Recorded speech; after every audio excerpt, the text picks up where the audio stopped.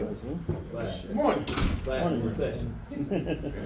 Hey, Zeke, come on, just close my door. Thank you. Got a hawk out there, man. We'll be outside, y'all will come watch. Yes, sir. When you get to the end of the line on a season like this, and it's it's going to be the last game, what's typical of how a team approaches that? Well, I know how we're going to approach it. We're going to finish. We're going to play our best football. We're going to be excited. We're going to have passion. We're going to have pride. We're going to have poise. And we're going to let it hang out. We're going to let it loose. We're going to have fun. We're going to play good football. You're early in the film study. What are the biggest differences that you've noticed from the Broncos week 1 and now week 18 finishing against the same team you started against? Defensively, they're playing really well. They're playing really well defensively. And I think offensively, obviously, there was a change of quarterback. But you see a team that's being physical up front. We know Stidham very well. Obviously, there's some things there that he's doing really well. They did well last week. And I think overall as a team, they've gotten better. It's a team that was, oh my God, what's happening to them, and now they're playing really good football. AP, you've never had anything given to you. You've earned and worked for everything you had. And I know that you're staying focused on the team, but you also have ears. Your players have come out very supportive of you, wanting you to get the job. I'm just curious, what does that respect from that locker room mean to a guy who was always known as a locker room guy as a player? Yeah, you earn respect, right? It's not given, you earn it. And obviously, I'm still in that process of earning that respect. And at the end of the day, like I said, they'll show and I'll show what we do on the grass. That's the bottom line. That's what we're all being evaluated on, what we do on Sundays, on game day. And I appreciate their support, and we'll let the chips fall where they fall during the season. From the spot you came before you were in, have you learned anything more about Max Crosby that you already didn't know? He's really, really, really, really good. I wish obviously our season went a little bit better, because guys that get the awards in the season, they're part of playoff teams, right? And, I don't think it can go unsaid that he should be mentioned as one of the best defensive players in football. He should be nominated for that award, and if he gets it, I don't know. But when you watch a defensive end and a defensive player play every snap, the way he plays, full blown gas, all he has, leaving it out there, that's impressive. You don't see that a lot, especially when football players tap out more than often. What's your evaluation of Aiden since he became the starter? I think he's got better each and every week. I think there's been some good, there's some bads. I think one thing he's really done a good job of the last couple of weeks is taking care of the football. Josh Jacobs, in the last game, or the last couple of games, he's been trying to give it a go before kickoff. Is it more of a situation, has he been medically cleared yet, or is it just a pain tolerance? I think it's just him fighting through it. I mean, it's one of those deals with the quad and that, and I'm not a medical guy. If he's not able to go full strength, there's no need to put him out there and risk further injury. And I know him, he's going to fight again all the way to the end. So to answer that question, we're going to be day to day, and then we'll see on game day. But, just like last week, we go out there and he gets it a try. If it's good, he goes. If it's not, he does not. When you were a player, when did the emotions start to hit in when you realized that it was the last week of the season and everyone in that locker room right now is not going to be in the locker room next season? Yeah, I mean, I never knew when I was going to retire, so I played every game like, it was my last anyway, so it didn't matter if it was the first or the last. So I expect our guys to do the same. That's what I talked to them about.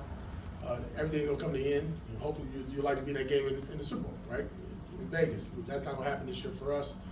But what we do going forward is very important. And that's not just for the Raiders, it's for us individually as well. Your resume is each and every week you get paid to play 17 games in an 18-week season, and that's what we'll do.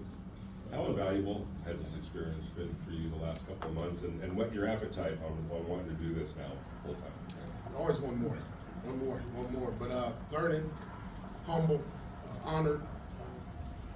You understand the peaks and the valleys. As a player, you learn more as a head coach. But I think one thing you do is you appreciate the people that you work with each and every day. And that's one thing that I've come to understand a little bit more and appreciate a little bit more. Of not taking it for granted, which I haven't, and just being thankful for the opportunity. Coach Chris, what do you make of, what goes through your mind? What do you make of it when you hear this is such a sought after, head coaching job, and there's other big names being recorded and thrown around there? What goes through your mind when you hear about that? Why wouldn't it be? It's the Raiders we're talking about. That's the best. You said, it's looked a certain way, the way you've won as head coach. Is that just as important to you that there's other coaches that may be able to also win here like you can, but that you do it the Raider way? And I'll let people that write kind of judge that. I know I know my style, my identity that I'm looking for, the product that we want to put on the field. And yeah, that's something that you want to grow on and continue to grow. But I'll leave all that for discussion for everybody else. Braylon Edwards told me you taught him to always be learning and that you helped him mature and grow into the man he is. I'm curious, what have you learned over the last 9 weeks about Antonio Pierce? Patience. Patience. Stay true to yourself. Don't change because somebody's opinion or what they think is right. Go with your gut. I mean, there's a reason I was put in this position by Mr. Davis. Obviously, he felt good about it at the time to do it. And I know who I am and what I believe in and how football looks. I know what it takes to win. I know what it looks like to win. And to me, just staying true to that. You mentioned the name Jared Stidham earlier with respect to this matchup, and obviously he's somebody that has had a history with this team. When you see the locker room and the buzz kind of surrounding that, is it different in their approach than it would be, if it were Russell Wilson, or you look at it the same? Yeah, that's kind of hard to talk about the locker room. I really don't know. I mean, I'm sure, there was a little spark there last week, but I can't really go into detail about their locker room, I'm sorry. Just in general, though, the players kind of get up differently for somebody with more familiarity, especially someone who was here last year. Oh, for our guys, I'm sorry. Yeah. Oh, yeah. Oh, no, we're excited. Yeah. We're excited to see him. Yeah. We miss him. We want to see him up close and personal. Max Crosby. You How much mentioned spark did Max provide? You were talking about him as well. Like when they had the long touchdown last week, and Max kind of gathered all the defensive players around on the sideline. Like, how does that help you as a coach, having a player that kind of gets that spark? I love it. I've always loved to see the players take control, especially on game day. When they're between the white lines and the control. Obviously, as coaches, we're getting information that they need to either fix a play or continue to do better.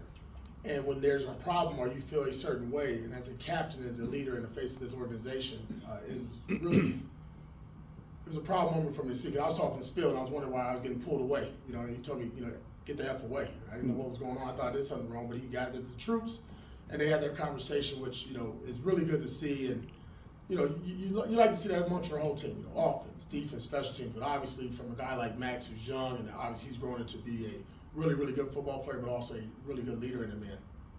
Patrick Graham got emotional. He said this was his funnest team he's ever been around and coached. And I'm just curious for you, is that emotion there with you as you come to the end of this season? Where have you thought of these guys? You've been on so many teams.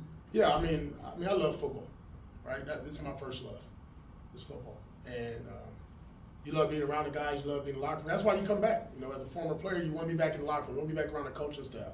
You want to be in meetings like this. You want to be on the grass. You want to be on these wet, rainy days and outside playing football. Because once it's gone, and I never take it for granted. And what does it mean for me? Is it emotional? No, because I never took it for granted. Each and every day, each and every moment, I sit there and I embrace, and I look up in the skies and thank the people that have been there for me, and my mother and my grandmother, and people like that are not here. So, I love it. It's almost like the last days of school. And that last week, you're like, man, come on, and you realize you don't see your buddies no more for the summer, right? And you're going to see them again later in the spring. And that's the kind of feeling I told the guys, look, let's have fun doing it. Let's embrace and love one another, dap each other up these last couple of days, and go out there and put a show on Sunday.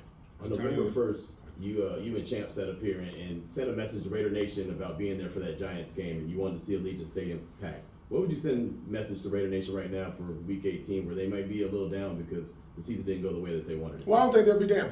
I think they're excited. I'm excited. They should be excited by watching our team play because they haven't quit.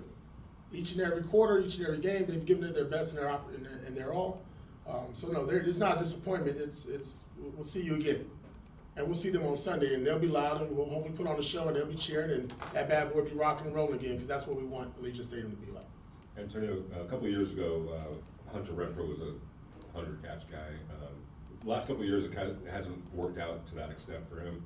Do you feel like there's still a place for him in the NFL to be a highly productive player? I mean, he's still a Raider, so he's still got a place here. Right. I think it's been obvious since I've taken over what I thought of him, the opportunities that he's having and given, and he's making the most of them. I mean, there's some really good moments there, but he's an NFL caliber wide receiver. He's a starting receiver.